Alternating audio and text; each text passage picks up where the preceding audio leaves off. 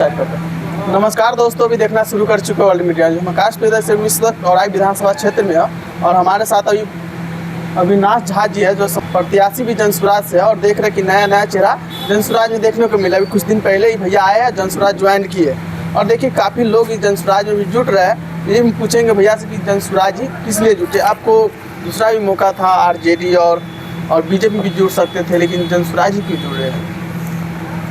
बहुत बहुत धन्यवाद कि आप हमारे कार्यालय पधारे हैं और आपको नमस्कार और आपके माध्यम से सुनने वाले सभी जनता जनार्दन को प्रणाम, नमस्कार और बहुत बहुत धन्यवाद। जनसुराज में क्यों जुड़े हैं? सबसे पहले तो हमें ये समझना पड़ेगा जनसुराज नाम ही क्यों, नाम जनसुराज क्यों। हम जो जुड़े हैं उसकी बात बाद में करते हैं। जनसुराज मतलब जनता का सुंदर राज, अपना राज, ठीक है। जनसुराज जो नाम है वो अपने आप में बहुत कुछ बयां कर रही है। और as I am an educated person, I am having many business all around the nation. तो जो मेरा जो विज़न है प्रशांत जी के साथ, जनसुराज की जो विज़न है काफ़ी मिलती जुलती है, क्योंकि हमारा ध्यान केवल शिक्षा पर है, एजुकेशन पर, स्वास्थ्य पर है, हेल्थ सिस्टम पर और रोज़गार पर। पलायन हमें बंद करना है। बिहार से जो लोग बाहर पलायन कर रहे हैं उस पर हमें रोक लगाना है। बिहारी कोई मज़दूर नहीं है, बिहारी मज़दूरों को खटाने के लिए है। तो इन सब चीज़ को मद्देनज़र रखते हुए मैंने प्रशांत जी का हाथ थामा है और जनसुराज का हाथ थामा है और हमेशा कोशिश रहेगा कि इनको आगे लेकर चलें हम। क्या लालू और नीतीश का कार्य बिहार में अच्छा नहीं रहा था क्या? लालू जी तो परिवारवाद करते हैं। पहले अपने मुख्यमंत्री रहे हैं, फिर बीवी को मुख्यमंत्री बना दिए। अब इतना अच्छे बाप हैं कि 9वीं फेल बेटे को मुख्यमंत्री बनाने में लगे हुए हैं। हाँ, तो वहाँ तो मुझे कोई कुछ आस दिख ही नहीं रही है। लोगों को बेवकूफ़ बना रहे हैं, जातिवाद में उलझा रखे हैं, ठीक है। तो ये सब बहुत शर्म वाली बात है। हम लोग आज के ज़माने में we are having smartphones. Smart कहा गया है इसके time that people are getting stupid, phones are getting smarter. मतलब जो फ़ोन है वो स्मार्ट बनता जा रहा है दिन पर दिन और हम लोग जो हैं बेवकूफ़ बन रहे हैं। और बिहार की भी वही स्थिति है, लोगों को जातिवाद में उलझा के बेवकूफ़ बनाया जा रहा है। तेजस्वी जी और नीतीश जी शुरुआती दौर में कुछ काम किए थे, लेकिन अब बेचारे बुढ़ा गए हैं। लेकिन उनको कुर्सी का जो मोह माया है उनको छोड़ नहीं रहा है। तो उनको इतना एहसास होना चाहिए कि अब बस करिए यार, हो गया बहुत। अब और भी लोग हैं, युवा लोग हैं, बहुत सारे लोग हैं बिहार में, अच्छे प्रतिभा वाले लोग हैं, उनको कुर्सी पर बैठाइए। काहेला कुर्सी के साथ सटे हुए हैं। अच्छा, आपके पास नहीं पैसा है कमी है, नहीं गाड़ी घोड़ा कमी है, आप किलो भर सोना पहने हुए भी, फिर भी राजनीति में आने का क्या मकसद है? सबसे बड़ी मकसद देखिए, हम अपना लिए जो करना था कर लिए जहाँ तक हो सका। और एक आदमी तभी कामयाब होता है जो अपने साथ साथ अपने समाज को लेकर आगे बढ़े, अपने परिवार को लेकर आगे बढ़े। ये मेरी सोच है, मेरी कहना है, ठीक है। इसलिए हम लगे हुए हैं राजनीति में। वैसे तो ये फील्ड उतना अच्छा फील्ड नहीं है जैसे कि मेरा प्रोफेशन है, लेकिन राजनीति में आने का यही एक मकसद है कि मैं अपने साथ साथ मैं अपने भाइयों को भी आगे बढ़ा लूँ, अपने समाज को भी आगे ले जाऊँ। ऐसे पढ़े लिखे लोग राजनीति में आना भी नहीं चाहते। आप काफ़ी पढ़े लिखे भी और आज विधानसभा क्षेत्र में आपका घर वाले के यहाँ पर भी बहुत कम रहते थे, लेकिन एकाबैग मन जुटा और जनसुराज मिल गए। बाहर देखते हैं ना, बहुत दया आती है।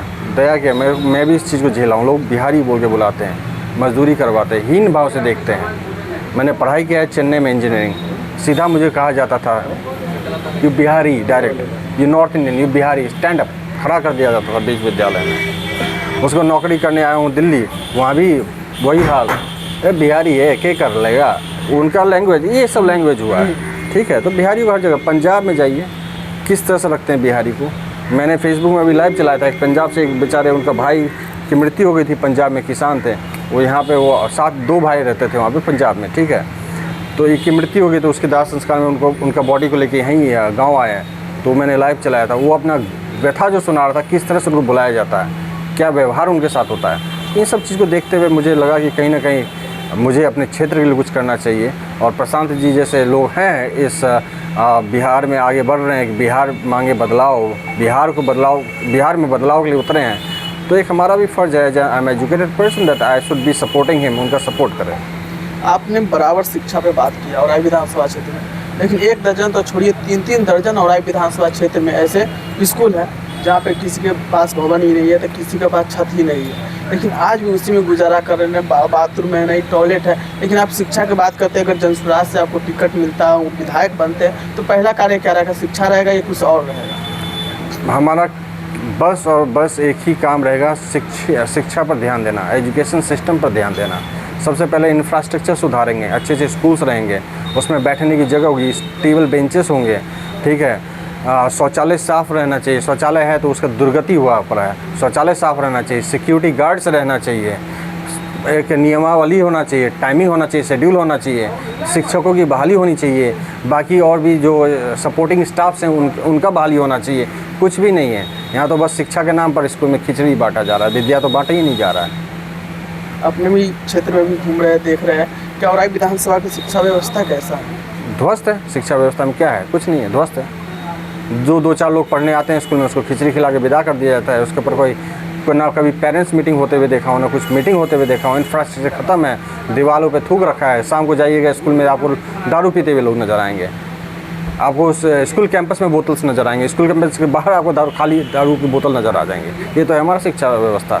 जहाँ इसी बिहार में नालंदा यूनिवर्सिटी रहा करती थी, विश्व का एकमात्र सबसे बड़ा विद्यालय यूनिवर्सिटी। अच्छा, आपने अभी शराब पे बात की है। प्रशांत किशोर जी कहते हैं अगर हम जीतते हैं तो 5 मिनट के अंदर में बिहार में शराब चालू हो जाएगा। क्या बिहार में नीतीश कुमार जी शराब बंद किए थे, कुछ सोच के बंद किए थे? वो फ्लॉप रहा है पूरा। उन्होंने क्या सोच के बंद किया था वो तो मैं नहीं, क्या पता नहीं शायद महिलाओं का वोट खींचने के लिए उन्होंने बंद किया होगा, या पैसा सारे विभाग के थ्रू इनडायरेक्टली पैसा उनके पास आया उसके लिए बंद किया। क्या कारण था? अगर फ्लॉप है शराबबंदी कानून तो उनको यथाशीघ्र वापस ले लेना चाहिए था ये कानून। आप देखिए आज के समय में उड़ता बिहार हो गया, उड़ता पंजाब कभी सुनते थे, अब उड़ता बिहार हो गया। इस पर मूवी भी बनेगी। लोग सब जो है ड्रग्स, जो हमारे जो युवा पीढ़ी हैं, जो यूथ्स हैं, ड्रग्स में पड़ गए हैं, ड्रग्स का सेवन कर रहे हैं। जो बिहार में ड्रग्स कभी आई ही नहीं, कभी थी ही नहीं। गांजा भी लोग पीते थे, बूढ़ा लोग पीते था, वो भी छुप छुपा के, जिसका कोई इज्जत नहीं था समाज में, वो लोग अब गांजा पीते हुए देखते थे हम पहले। आप देखते थे हर युवा ख़त्म है, ड्रग्स के पीछे पड़े हुए हैं। केसेस इतना, क्राइम से इतना बढ़ गया है। आपस में जो बड़े बड़े जो डीलर्स हैं वो आपस में लड़ रहे हैं, खून खराबा हो रहा है। कोर्ट में इतना केसेस पेंडिंग है। जो रियल केसेस है, जो दूसरे जो अपराध है उसके केसेस, उस पर का केसेस तो था ही, उस पर सुनवाई हो नहीं रही थी। ऊपर से आपने शराबबंदी का और केसेस कोर्ट पहुंच गई है। तो एक तरह से फेल है कानून ये। कोई हाँ, शराबबंदी हटा दिया जाएगा तो उससे जो शराबी हैं, जिन्होंने शराब पीना छोड़ा नहीं, उनको अच्छी शराब मिलेगी और सस्ते दाम पे शराब मिलेगी। सरकार को भी फायदा होगा। सरकार को भी फायदा होगा। जो टैक्स होगा उस टैक्स से जो है सरकार विधि व्यवस्था बनाएगी, अपना शिक्षा में वो टैक्स लगाएगी, स्वास्थ्य में लगाएगी। उससे जो नहीं पीने वाले हैं उनको भी फ़ायदा है। तो शराबबंदी कानून यथाशीघ्र हटा देना चाहिए। देखिए, अभी हम रोजगार में बात कर रहे थे। बिहार में देखिए बहुत सी रोजगार, यानी जो पढ़े लिखे रहते हैं वो 10-12 हज़ार का नौकरी भी नहीं कर पाते। जो नहीं पढ़े लिखे रहते वो बाहर में जाके कुछ भी काम कर सकते हैं, लेकिन आज पढ़े लिखे लोगों को नौकरी भी नहीं मिल रहा है बिहार में। बिहार में कुछ है ही नहीं तो कहाँ से मिलेगा नौकरी? और हम शिक्षा विभाग में थोड़ा तेज़ी ले आएँ, थोड़ा उसको सुधार दें शिक्षा विभाग को। बिहारी में इतना कुव्वत है, इतना दम है ना, वो अपना रोज़गार यहाँ खुद पैदा कर सकता है।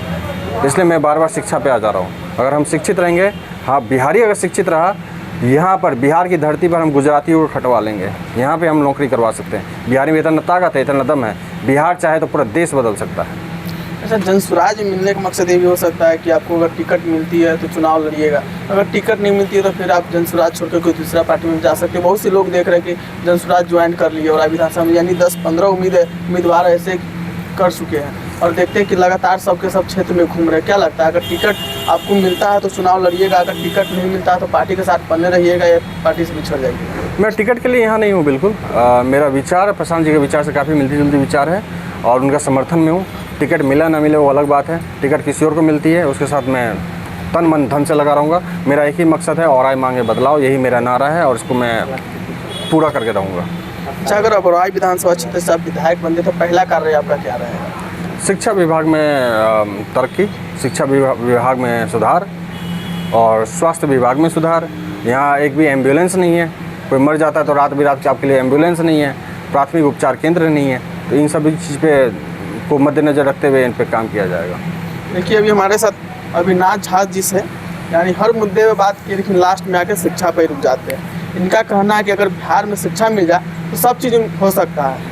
रोजगार मिल सकता है और बिजनेस मिल सकता है और नौकरी मिल सकता है, लेकिन बिहार में कुछ है ही नहीं। तो इनका कहना है कि अगर बिहार में जनस्वराज का सरकार बनता है तो जो लोगों को जो सुविधा है वो सुविधा मिलेगा, और शराब जो अभी नकली शराब पी के किडनी फेफड़ा खत्म कर रहा है, और जो सरकार को टैक्स जाना चाहिए जब माफियाओं के गुंडाओं के जेब में जा रहा है, वो टैक्स भी सरकार के जेब में जाएगा और यहाँ से बिहार का विकास होगा। हमारा प्रयास कैसा लगा आप लोग कमेंट बॉक्स में अपना राय जरूर दीजिए।